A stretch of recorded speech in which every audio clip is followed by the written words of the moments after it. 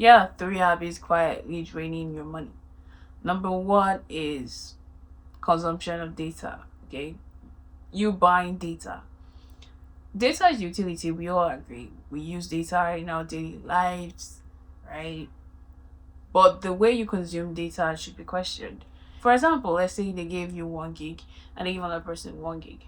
Chances are that person 1 gig might last in 1 day or more than a day, right? But your 1 gig probably will last you, a couple of hours.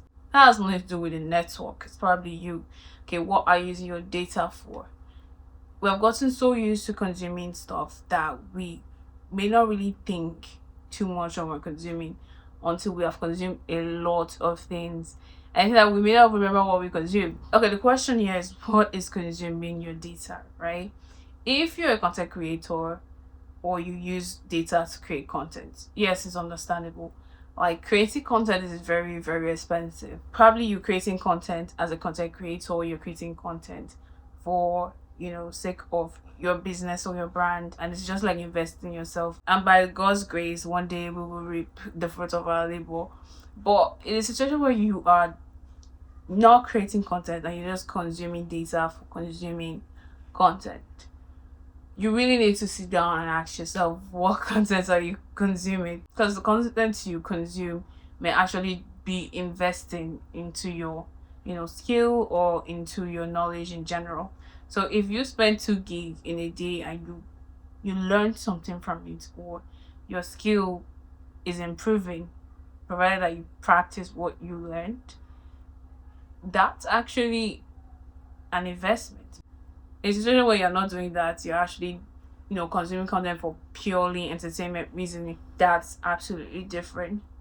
So you need to question the consumption you're consuming for entertainment reason. Hello, if you're new here, my name is Ate and I do enjoy talking about personal finance. These include things that help you grow your wealth and things that help you control your spending.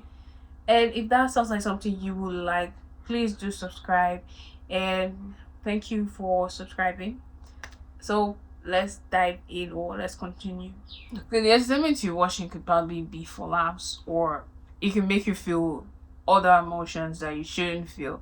Like, for example, content could be purely rage baiting. Before watching a content, you feel at least okay, if not happy. Then you finish watching the content, you feel like trash. Things like that happen, right? Be careful what you consume, because you are what you consume. That's just the truth. Most of the time, the things we call entertainment could be brainwashing, can be brain rotting, right? You have to be careful. So yeah, you're not just watching rage baiting content, you're not just watching propaganda content, you're not just watching AI slop that really don't add value to your life. So you're wasting data and you were saying it's entertainment reason when it's clearly you feel like you're consuming something, but the real fact is that that thing you're watching is actually consuming you. It consumes you.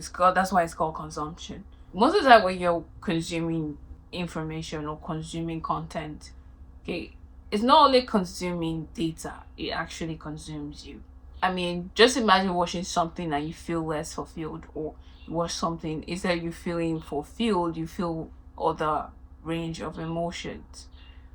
That's what happens when you are watching the wrong content, or watching, you just choose to watch content in general and not filtering the kind of content you watch. So if you're watching for entertainment, or you have to look for a totally different alternative. If your data is mainly for entertainment purposes, you need to be careful what you watch. Be intentional with what you're watching. Two, you need to basically filter out and make sure it's value entertainment, something that actually is fulfilling, not something that makes you feel shitty at the end of the day. Also, three, look for cheaper alternative. There's always cheaper alternative to entertainment, especially when it comes to data consumption. Why don't you try creating content? And I'm not talking about those content that's every on data consumption. Like in Pinterest, you can create an image or infographic that shares information, and basically you're you feel more better when you create things. That's just a fact. Humans are meant to create. So when you create, you feel this sense of fulfillment. You feel a lot better than just consuming alone. So maybe source entertainment in other things that are free, affordable, and mostly creative. That's another option. Number two, that number one was logo. This is another habit that quietly drains our money, is waking up late or rushing the day, not planning your day. Okay, if you rush your day, you end up spending more money, right? If you wake up and you don't plan how your day is gonna go, you're gonna spend money. And this as it's not mostly about cooking, lunch, and all of that. It's actually planning things you're going to do throughout the day, right? If you wake up late, most likely you're in a hurry. Okay, you might take a bike to work instead of other cheaper transportation. That's in a situation where you use public transport.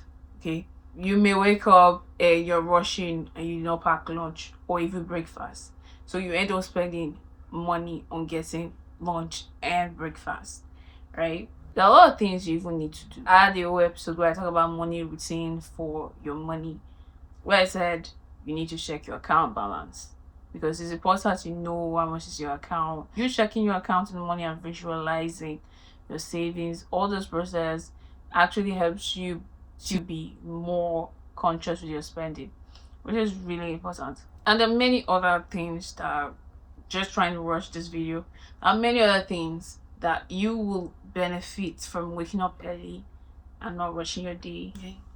Number three, you are taking transportation to every single place. Not just even any ordinary transportation. Some people used to fly bike to every place they are going. They're flying bike.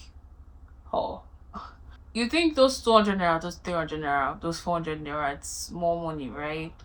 Just 400 naira, just 200 naira, and these places are trackable, right? They are walkable. Let's just walk, because whenever you hear the word trek, people think it's a far distance. Walkable, or you rather like want to take transportation there. You look at it as, oh, it's just 200 naira, it's more money, but that 200 naira adds up really fast, right? Assuming you go and come for a week, go and come, that's basically going to be 2,000. If I'm not wrong, let's assume you go there for like 5 days in a week. Is it not your age mate that are doing 10k steps? Is it not your age mate that are doing 230k steps a month? These are things that people usually use to brag. You reach your turn, you want to form big boy, big girl. That, I can't do that. I can't trek under the sun. It's well. Sometimes it's not even sun, so if they shade, you still don't want to walk. So you're okay. So these are three things or three habits that basically quietly drain our money.